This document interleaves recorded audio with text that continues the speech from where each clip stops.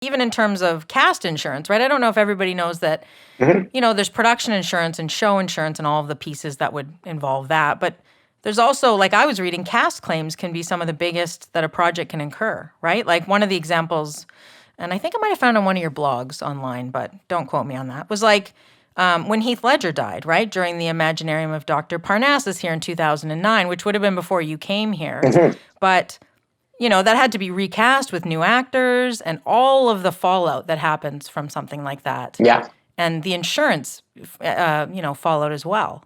Yeah, as far as I'm aware, that is still the largest cast claim in Canada for a Canadian film. Yeah. And I don't know how much it was, but I do know the largest in the U.S. was the Fast and Furious franchise, right? Which was $50 million, and that was Paul Walker when he passed away. So huge amount of money. Yeah. Like big losses, right, to do stuff like that. Yeah, so the cast insurance part of the production package is without a doubt your biggest exposure on any film. Yeah. I mean, you could just imagine the costs associated with, replacing an actor midway if they got injured or died, or, even an actor breaks a leg and you have to, shut down for 2 days. You can just imagine how much costs are being bled from the production company for holding locations, equipment. You still have to carry your cast and your crew.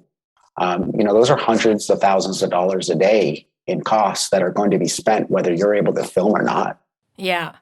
And it's funny, I read a couple stories. One was about Seven with Brad Pitt. And I guess when he did a scene and fell and hit the car and actually hurt himself, they just kept him in a sling anyway. Like he got hurt on the show, but he also got hurt in real life. Yeah. And I feel like they worked around it on purpose, which is kind of an interesting play. Just take the injury in and use it as part of the story. Yeah. And there's also the situation of actor availability.